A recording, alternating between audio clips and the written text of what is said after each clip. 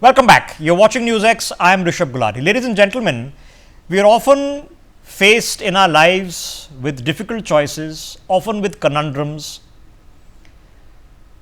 But many times we have to address the starkly obvious. And the hypocrisy that surrounds the starkly obvious is equally stark.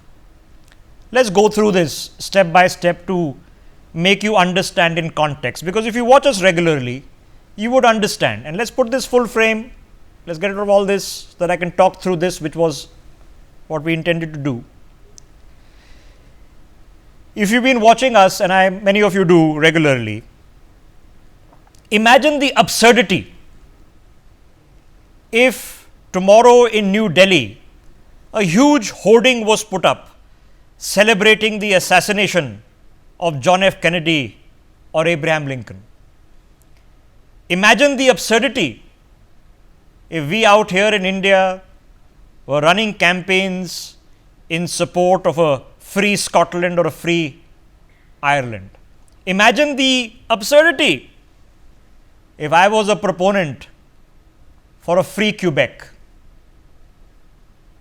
It would just be absurd, as it rightly should be.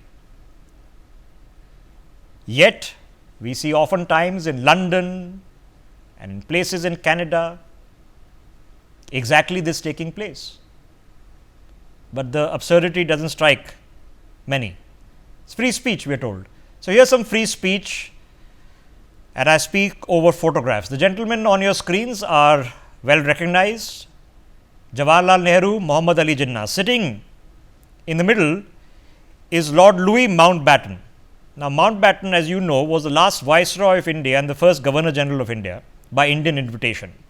He is also known as Lord Mountbatten of Burma.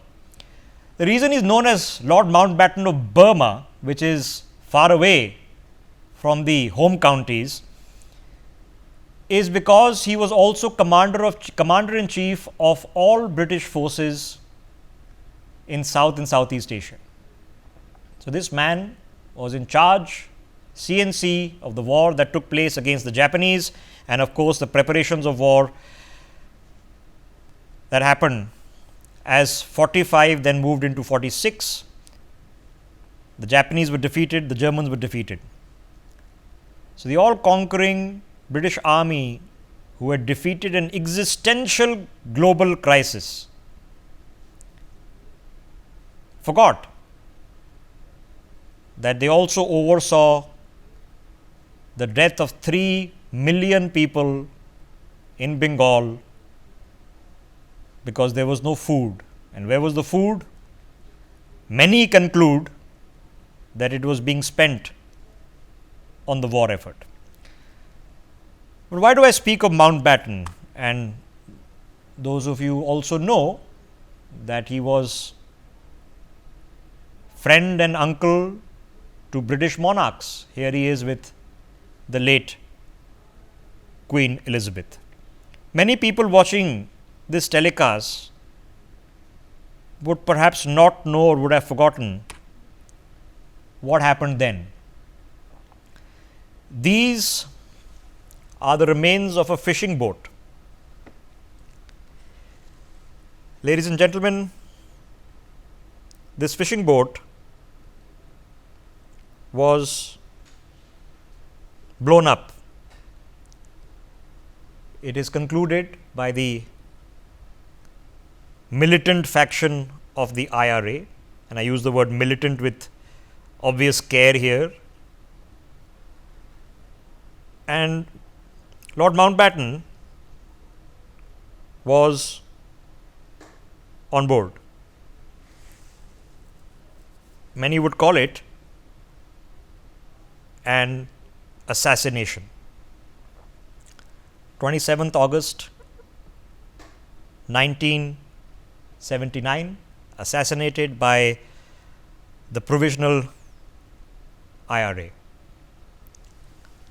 Now, was this terrorism?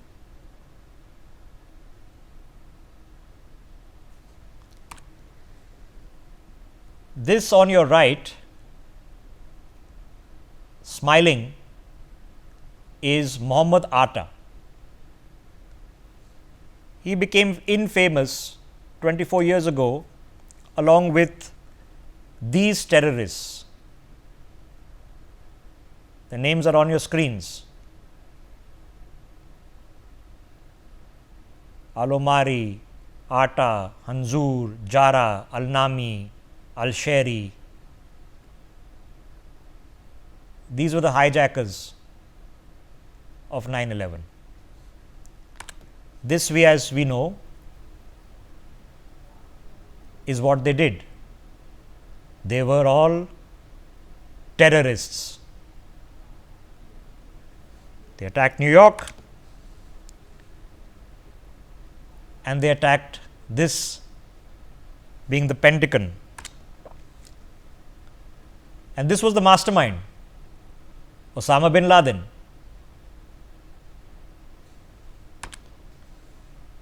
This is how the New York Times covered it. September 12, 2001, a day of terror, the Afghans. This is the Washington Post, terrorism watch list. And this is also the New York Times. This was a few years ago in a different context, as India was thinking of missions to the moon. They published a cartoon of a poor man, half naked fakir, we are told this is what they dress like, with a cow, because obviously all of us have cows at home and we walk around with cows, and some nice fat cats sitting inside in their lovely Chesterfield chairs, smoking some fine cigars, I'm assuming drinking some fine port. Quintessential, the West, quintessential India. New York Times. This is CNN covering the Uri attack in 2016. Soldiers killed in army base attack in Indian administered Kashmir. This is the New York Times. 17 Indian soldiers killed by militants in Kashmir. This is the BBC. Militants attack Indian army base in Kashmir, killing 17. This is Al Jazeera. 17 Indian soldiers killed. This is CNN. Pulwama terror attack 2019. Kashmir attacked, 37 soldiers dead. This is the New York Times. Kashmir, worst attack in 30 years after Pulwama. Washington Post. Unprecedented attack puts focus on homegrown militants. This is the BBC. Bomb kills 40 Indian paramilitary police in convoy. Al Jazeera. Kashmir suicide attack kills dozens of Indian security forces. Al Jazeera again, covering India's response, which was the Balakot strike. Indian bombing inside Pakistani territory appears to have struck an uninhabited forest and a farmer's wheat field. Somewhere in the report they also mentioned a crow who was injured. Now whether it was a crow or a raven, forgive me, I am not yet aware. I am sure Al Jazeera and Washington Post will be publishing that article from their sources in intelligence Pakistan very shortly. But this is 2019. CNN. Dozens killed at gunmen massacre tourists in Kashmir beauty spot. Pahalgam 2025. Gunmen. New York Times. Militants in Kashmir. Washington Post. Gunmen. BBC.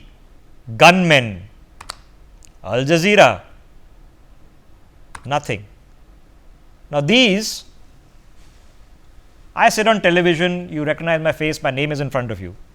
These, ladies and gentlemen, Joseph Khan, executive editor of the New York Times, Mustafa Swag, acting DG of Al Jazeera, Tim Davie, director general of the BBC, Matt Murray, executive editor of Washington Post, of course, which is owned by Jeff Bezos of Amazon, Mark Thompson, editor in chief of the CNN. Now, I had the opportunity, I wouldn't call it the privilege, of dining with the South Asia bureau chief of the New York Times not too long ago, and I asked him this question, that what happens when 9/11 takes place and you call it terrorism, but when an attack takes place in Kashmir, you call it militancy. And he gave me the editorial guidelines. And the editorial guidelines, he said, to the education of a uneducated country folk journalist like me was that if you attack a military target, it is militancy. If, however, you attack a civilian target, it's terrorism. By that definition, the attack in New York was terrorism, but the attack on the Pentagon was militancy. But at that point of time, their editorial guidelines were absent. So what does this tell you? Now, this is not the first time we are having this conversation. So, let me take the conversation a little bit further, because we get confused. This, ladies and gentlemen, is the total annual income of the British Broadcasting Corporation, 5.73 billion pounds. Every person who has a TV in England pays 159 pounds per year, and the net income from their license fees is 3.74 billion pounds. What is that in Indian rupees? That, ladies and gentlemen, is north of 35,000 crore Indian rupees, is what the citizens of the UK pay to run the BBC, for them to tell us that what happened 3 days ago, in fact, was not terrorism. It was a species of a different action in a species of a world that is in their making. This same BBC employs journalists. Some of them are former colleagues of mine. Some of them have covered internal security and combat operations in Kashmir. So, I began this by saying it would be absurd for me to say that blowing up a boat to kill a man on holiday with his family with a fishing pole was not, in fact, terrorism. But what do I know amidst the paragons of the New York Times, the Washington Post, CNN and the BBC? Let's have a conversation, because a lot of people in my part of the world, and this part of the world miraculously now has a larger GDP than the United Kingdom, are a bit peeved at such an interpretation. Joining us on the broadcast to sort of figure out why, Jitarth Bhardwaj is with us, Daniel Bodman, he is a senior correspondent for the National Telegraph, Ambassador Baswati Mukherjee, she served for 4 decades in India's foreign service, and we have Keith Vaz, many of you will recognize him. He's been a long-standing, now former member of parliament from the UK. Mr. Vaz, let me take an opportunity. What is your assessment, in your personal opinion, about what took place in Pahalgam in India 3 days ago? Good afternoon, Rishwa. Thank you very much for inviting me on this program. It's very clearly an act of terrorism, and I want to say how much I appreciate the time and effort that you put into the analysis that you made, the way in which different acts of terrorism are covered by the media in different parts of the world. I think what you're trying to say is that there may be a common agenda in certain areas of the media to portray something like this as not being terrorist. But as we know today, the US House of Representatives Foreign Affairs Committee, one of the most powerful committees in America, have produced a report in which they have done what you have done. You've done it much more subtly and with much more eloquence, if I may say so, but they have directly attacked the way in which the New York Times has portrayed the atrocities, the terrorist atrocities that occurred in Pahalgam. Because we all know, we've suffered it ourselves in Northern Ireland quite recently, that these are acts of terrorism and they can only be described as such. I think I'd like to separate the way in which the media has portrayed them from what actually happened. I don't think that we should bother. It's irritating, it's annoying, it's wrong for them to portray it in the way in which they have. I agree with you entirely. But I think what's more important is to see the consequences of what has happened amongst the political establishment in the world. there has rightly been absolute condemnation from the leaders of the world about what has happened. Of course, people are taking sides. Politics is a tribal game. And therefore, if you support a particular country, you tend to not describe what happened as an act of terrorism. But I think we should go beyond that. And irrespective of which tribe you belong to, you should be very clear when innocent people are subjected to acts of violence and murder by others in this way, it is an act of terrorism, and people suffer the consequences. Okay. And the sights we saw were very moving, but the consequences remain the same. This is terrorism, and we need to unite together to make sure that we deal with those involved in terrorist acts. So let me put on record, British Prime Minister Keir Starmer, Foreign Secretary David Lammy, both have called this a cowardly act of terrorism. It is what it is. And let me describe to you what it is. Groups of people were sitting in a green meadow, families with children, newly married couples, where they were approached by individuals carrying automatic rifles. They were asked their names. Upon providing their names, they were asked for identity cards. Those who did not have identity cards were stripped naked, the men, to check if they were circumcised or not, to identify them as Hindus, after which they were shot in the head and their wives were told, go tell Modi, who happens to be India's Prime Minister. Now, if that is not an act of terrorism, forgive me, my Absolutely. definition would struggle.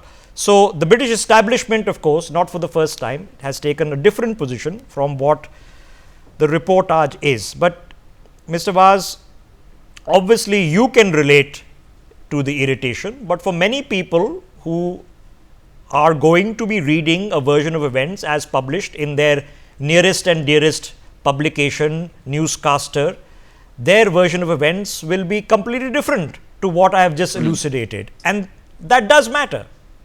It does. It certainly matters. You're absolutely right, Rishba. It does matter. And you are right to call people out. If we don't call people out, and if a journalist doesn't call out another journalist in the same way as a politician would call out another politician, then we would allow this to be accepted. Silence would in some way denote consent. But you have been very clear. I'm still very shocked and moved by the description that you've just given as to what happened. There are elements of this that I had not heard before from looking at the mainstream media. But you are absolutely right to call it out. But we shouldn't look for validation from British politicians necessarily, such as Prime Minister and Foreign Secretary. I think they're right to say what they've said. We should look at the court of public opinion and what ordinary and decent people would regard as being acceptable and not acceptable. And ordinary and decent people all over the world, whoever they are, whichever religion they follow, should accept that these are acts of terrorism, not just as described by you, but as to what actually happened and the eyewitness accounts that we've heard.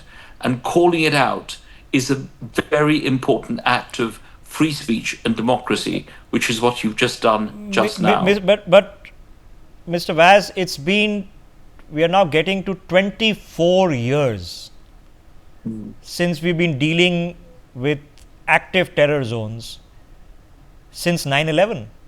And I mean, it is emblazoned in our memories. None of us will forget till our last day.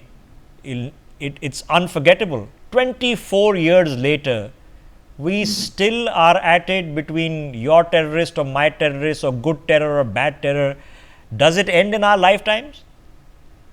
Well, it'll only end if the governments from where these people came from take ownership of the problem and are equally forceful in not just condemning what has happened, but also using their time and resources to work with the victim country and the victims of these acts of terrorism in order to track down and find those responsible.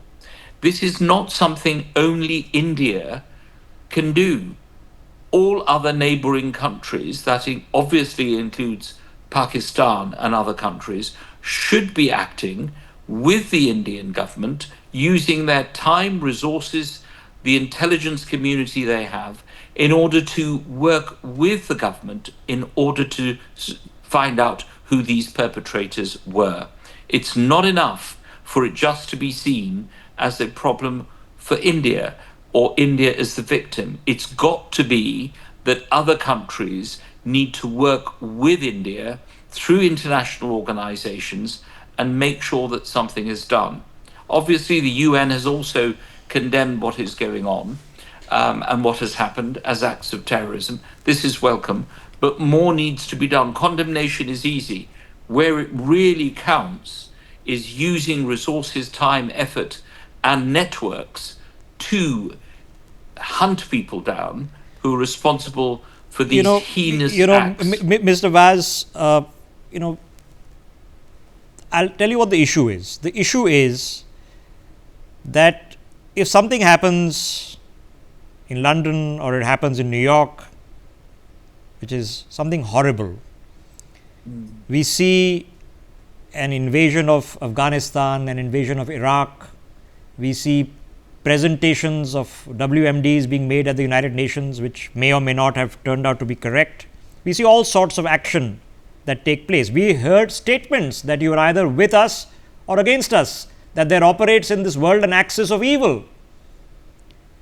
And yet here we are today being able to introspect that perhaps we have to do this on our own.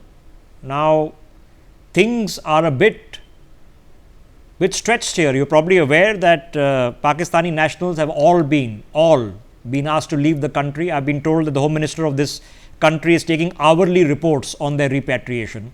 Our armed forces are on high alert. I don't know what's going to happen.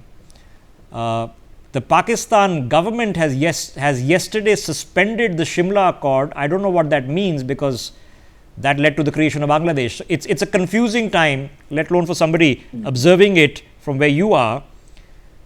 This is going to be a difficult few weeks, sir. Does India have the right to defend itself? Of course, India has that right, and all countries have the right to take whatever action that they need to take in order to defend themselves from terrorism. There's always going to be consequences for acts of this kind. And the best way to avoid this happening is to, first of all, this is India. It's happening in India. It's happened to India. But other international organizations and countries should be able to help and assist through their intelligence communities to try and find out what's happening.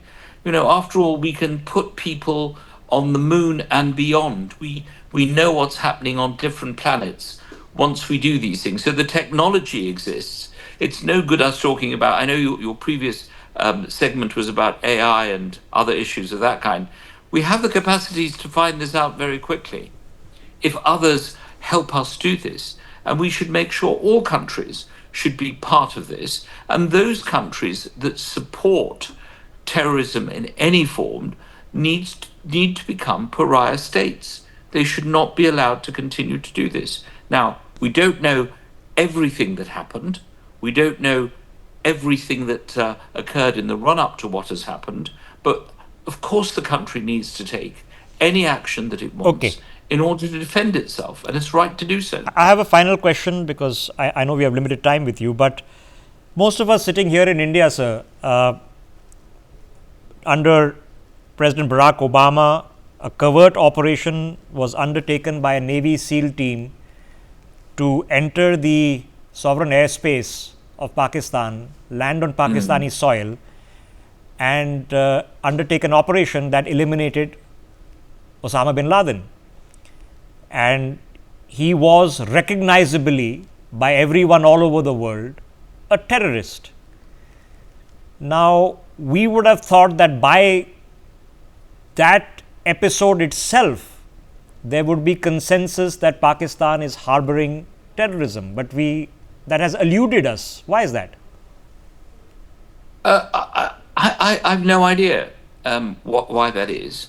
I just think that one should act speedily and with great passion, but also understanding the consequences of the decisions that have taken place. I think it's very important that we keep focused. There is so much happening in the world. Rishba, you know this. You are a very distinguished journalist, one of the most distinguished journalists in the whole of India.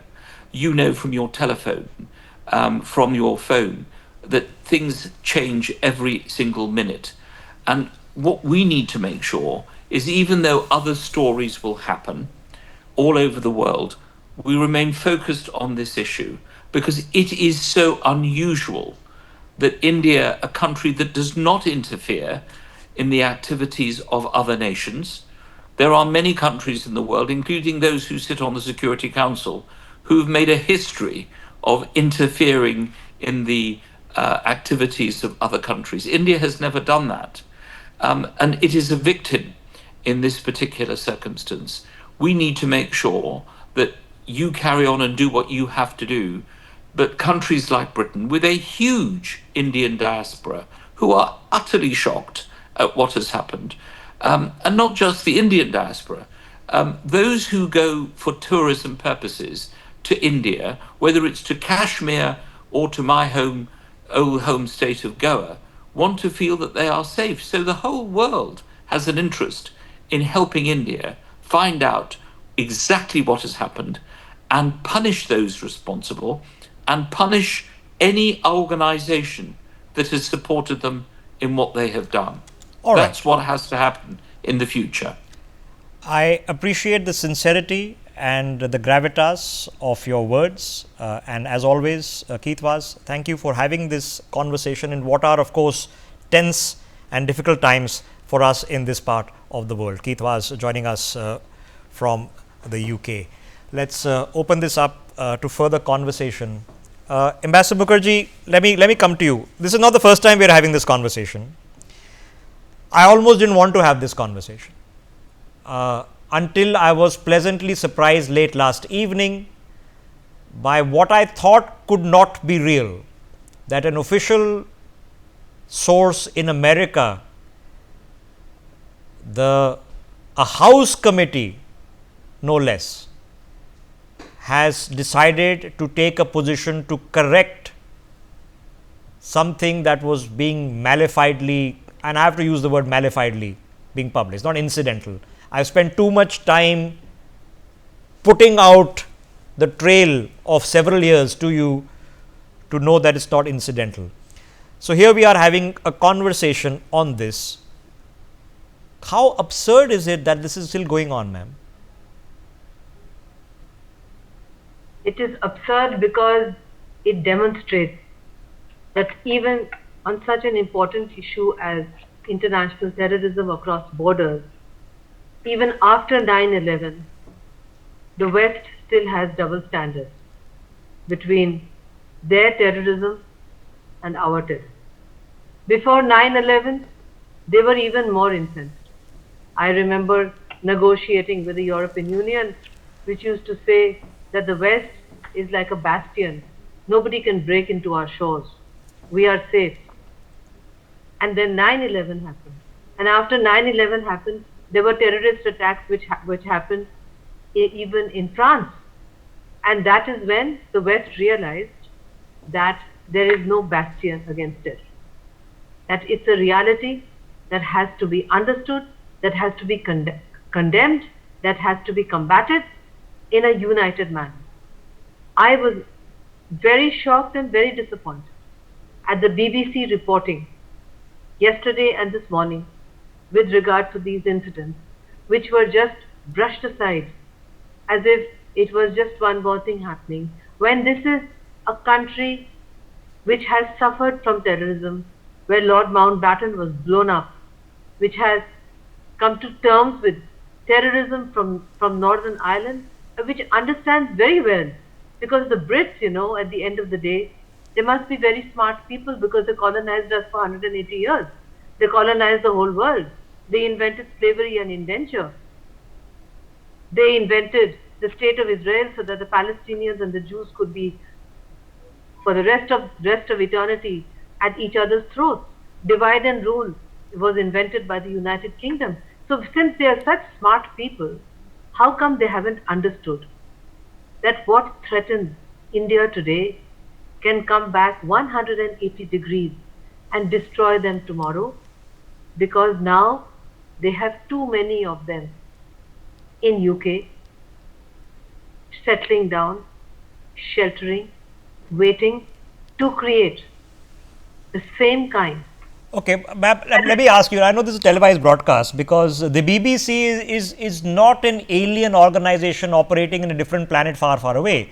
They have a very large, I would say, tentacle-like presence which is growing in India. They have BBC Urdu, BBC Hindi. I know a lot of people who work for them. I know colleagues of mine, people who have worked here in NewsX 10, 12 years ago, who have joined the BBC. Some of these people have covered internal security, they've covered anti-terror operations in Kashmir, and they are now, they're employees of the BBC.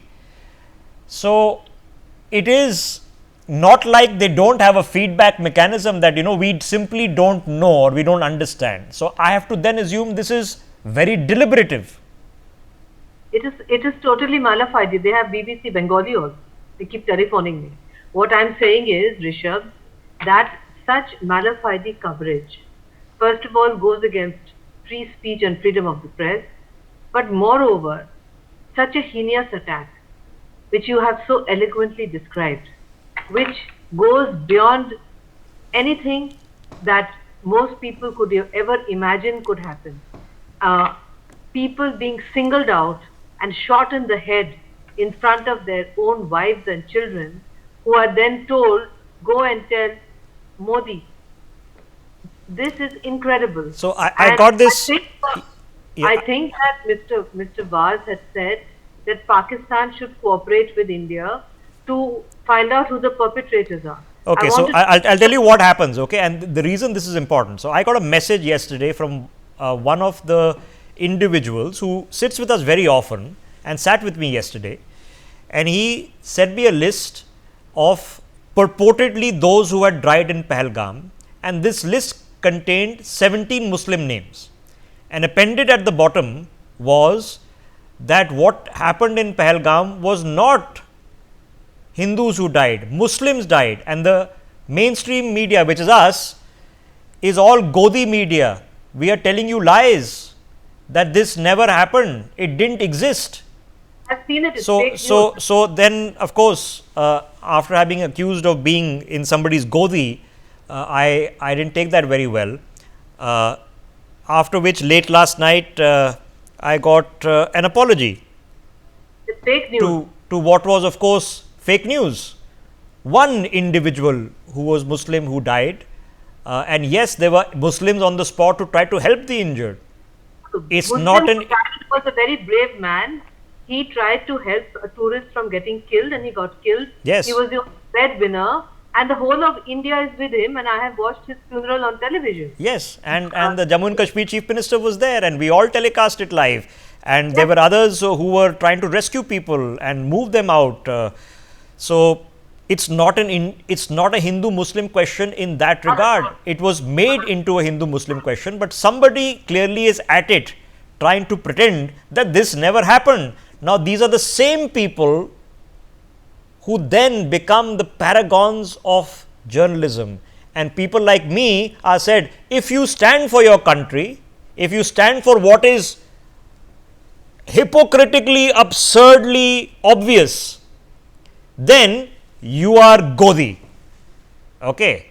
So, I am running a hashtag on your screen for New York Times, Jeff Bezos, who owns the Washington Post. How many of you guys out there order on Amazon? Right? Many? Okay. Well, why does Jeff Bezos own Washington Post? Okay. I don't know, but I am going to ask that question. Hashtag, who's your Godi? What interest do you serve if you think I serve a particular interest? Okay, let's open this up for further perspective, because this is what we're here to do, because I'm quite tired running large news organizations for decades and still be talked down by people who think that they have editorial policies all figured out, that this is militancy, old chap, and this is actually terrorism. Yeah, okay. Emperor's New Clothes. I read that story also, guys. Okay, I still have with me to further perpetuate this conversation Jitarth and Daniel Bodman. Mr. Bodman, you heard perspective on this, you certainly heard mine. I'd love to hear yours. Well, yeah. So, listen, I think we're all in agreement this is terrorism. I will go one step further, and I believe when dealing with terrorists, you can't let them terrorize you in any way. This is Islamic terrorism. It's state-backed Islamic terrorism. It's Islamic terrorism backed by Pakistan. And we have to acknowledge that, because if you want to fix a problem, you have to acknowledge the root of it.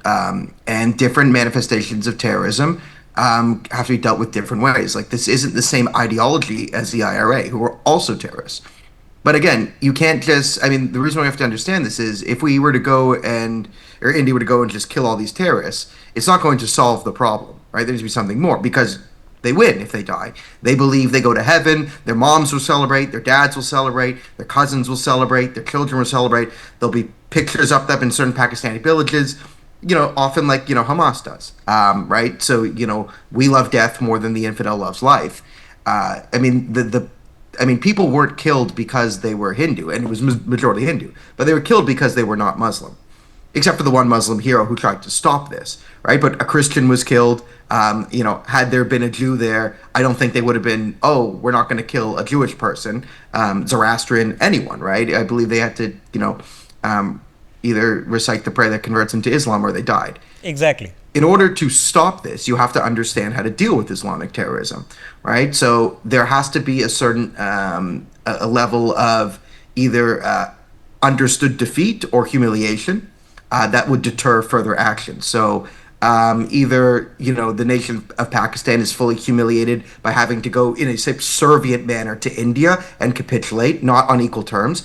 If there's a terrorist attack in India and Pakistan meet eye to eye, it's a successful terrorist attack no matter the thing, or there has to be a loss of Islamic lands that would deter things further.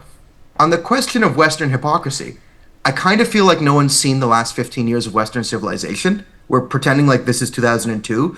Listen, I would love it if the West was responding to its own terrorist attacks and then being hypocritical. That would be a huge improvement. That's September 11th. But the UK is a place where a jihadist planted a bomb at an Ariana Grande concert to blow up a bunch of teenage girls. What was the UK's response? This is terrorism, we're going to get... No. Don't look back in anger, the John Lennon song. They sang a song.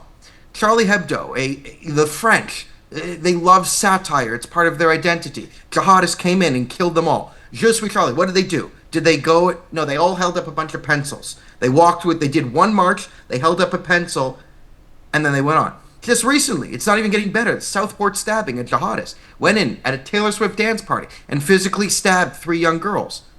The state, under the current prime minister, covered it all up, and then people who protested it or said there could have been a jihadist element were thrown in jail and are still in jail. There's political prisoners in the UK for criticizing an Islamic terrorist attack. So the West, why do you care about what the West says about this? Right? Is this the pattern? Do you want to be like the UK? That is a good question. It's a good question. Why do we care? And I agree with you. I did not want to have this conversation because I've had it in the past. We know the modus operandi. We know who they are. Right wing and left wing in India is a lot different than the understanding of it would be in America. Okay, gun crime is not an issue here.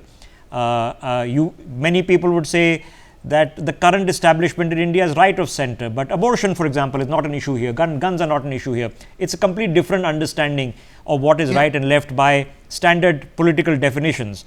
But what there should not be any confusion on is that there's a young woman sitting in a meadow amidst a field of flowers. She's got married last week. Her husband is lying with his head in her lap, and somebody walks up to them and he's shot in the head for not being Muslim, and the lady is told, go tell Modi. And then they coolly walk to the next. And then the third man who wasn't carrying an identity card, they stripped him naked. Why? And they leisurely do this over a course of 10-20 minutes after having killed about 26 or 28 now people, and they walked away. Now, the difference between this and what happened on 7th October is that then they took hostages. They also raped the women before taking them hostage. But no military target here, no soldiers camp here, no missile silo here. This is just a group of people on holiday.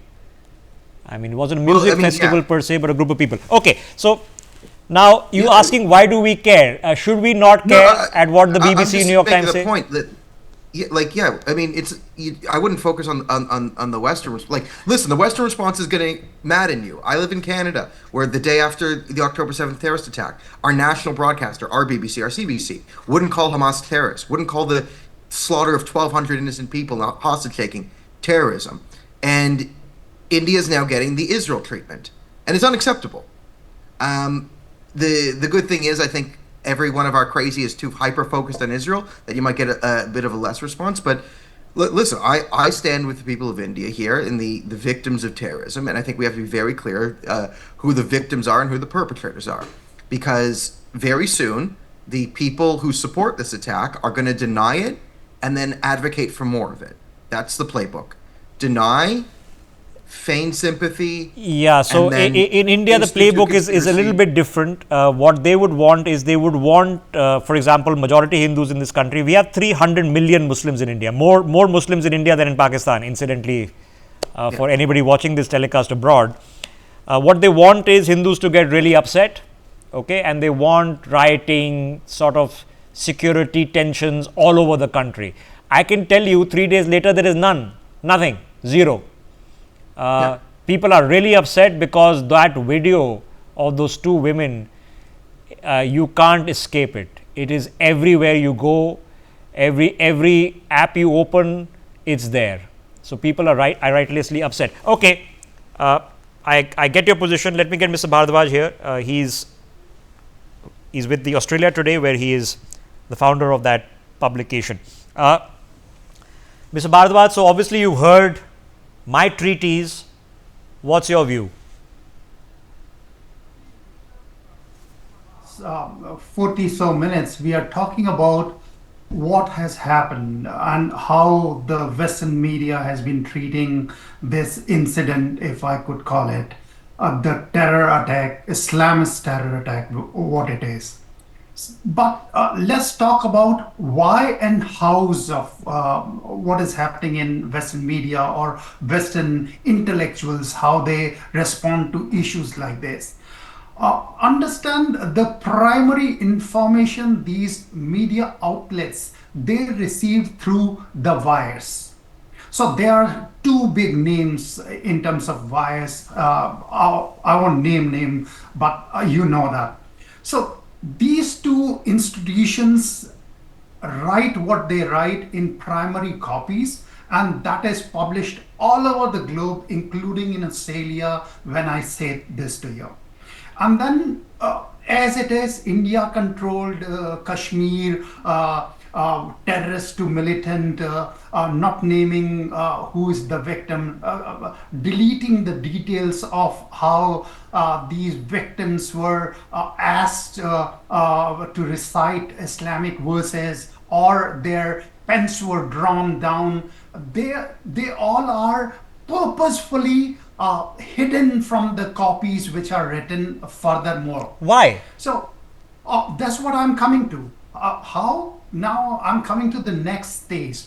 So globally, the Islamic political regime has created policymakers. They have introduced in the newsrooms their own sympathizers. They have advocated with a lot of data and policy papers with the likes of ABC in Australia, SBS in Australia, BBC in UK, CBS in Canada, and so on. In every newsroom, they have given these papers and advocated that you can't say XYZ. When it comes to you guys, Indians or Hindus or something, all this process is absent. So when we are we did a piece the very next day how Australian news outlets have taken this news and how they have produced. And each and everyone has, and few are my colleagues, I am part of the press club here, and I told them, what have you writing? We didn't have this understanding. So there is a need of educating, there is a need of policy papers, and that has to be No, but I continuous don't for understand. next Again, 2 miss, years. you'll forgive my interpretation, sir. I was in 12th grade, or was it 11th grade? One of my board years, probably 10th, 2001, probably class 10. And I remember watching on television, as walking into the room, as my parents were watching television, as one plane and then an hour or so later, a second plane smashed into the World Trade Towers in New York. Okay? And I didn't require some confusion at the age of 14 or 15 to understand that bad people, nasty people, terrorists had just hijacked a plane and hit several targets in the US, and this was a horrible thing for the world, and it will be something we'll remember forever, and we do remember it forever. It didn't require explanation to me, but you are saying it requires explanation to people in Australia. Rishabh, exactly that's what I'm trying to tell you, that your understanding, I have worked in Indian newsrooms, and I can tell you they are one of the most unbiased places in the world. I have worked in Singapore, Japan, Australia, and India all together. And let me tell you, we in the global newsrooms, you are taught to be biased. Okay, this is the basic rule that you can do certain things, you can write certain things about certain countries, and you can't. That is the parameter there. What when you say that 9/11 happened and you felt for them, this is how it is.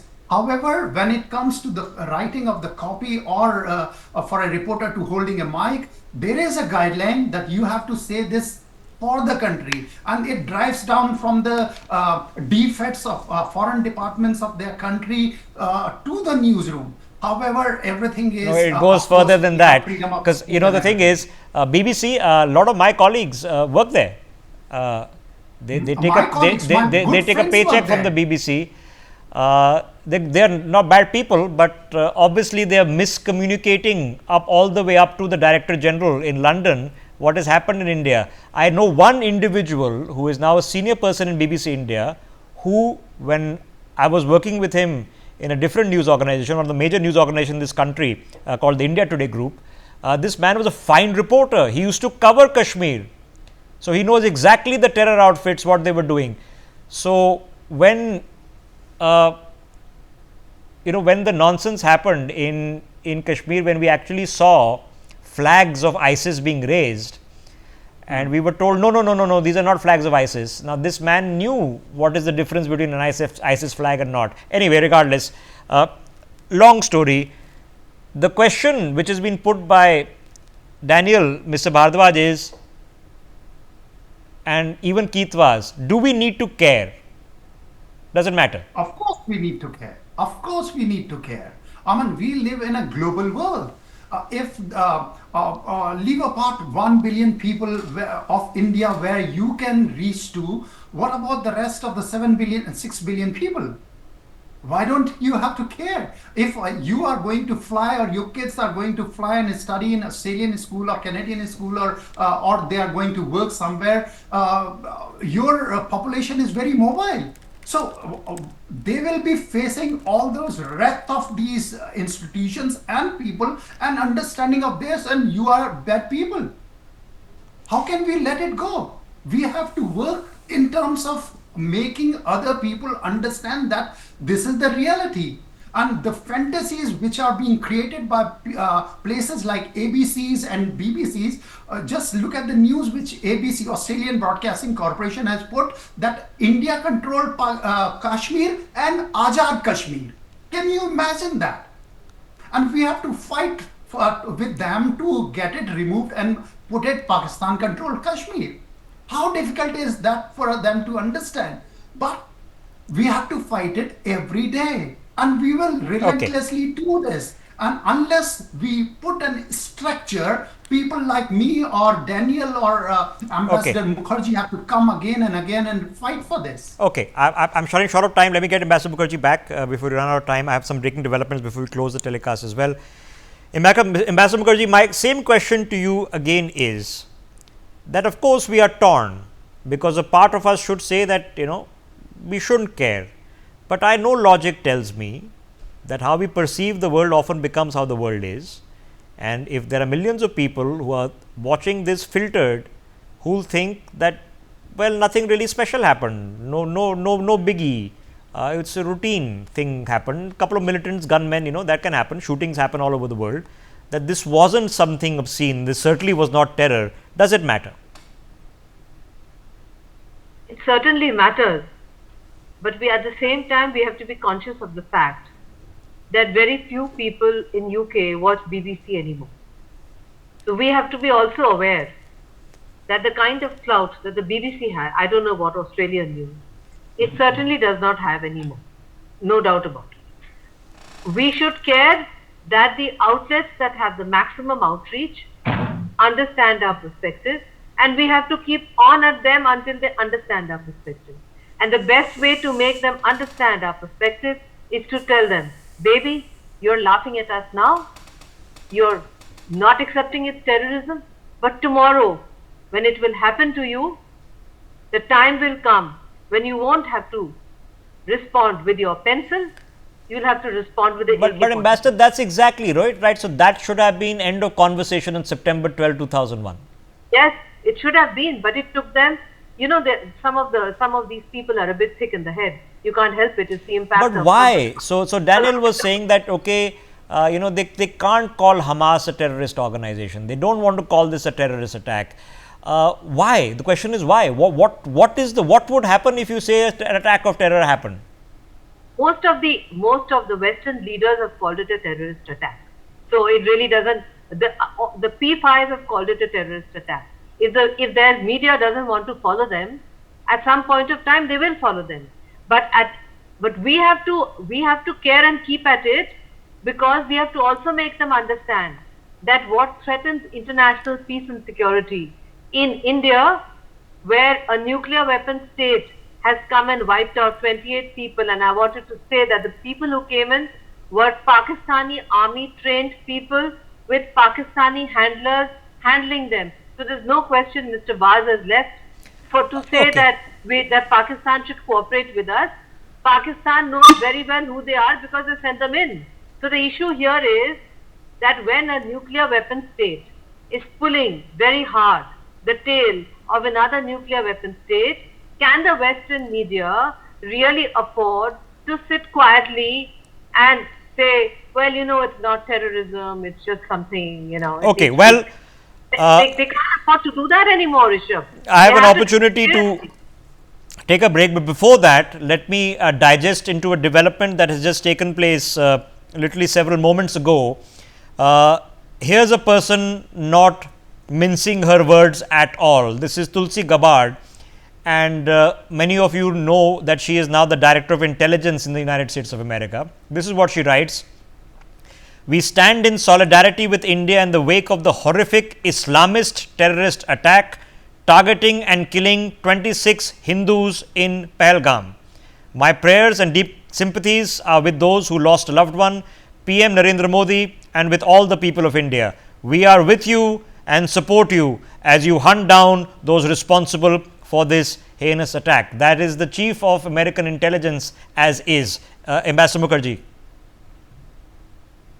What difference does it make if the BBC, which is a declining organization without any funding, what they say about us, and if they have a neo-colonial approach towards us? What difference does it make? Who cares about the BBC? I don't care about the BBC. So Tulsi Gabbard has said Islamist terrorist. She has said Hindus have been killed, and she has said we are with you and support you. Matters.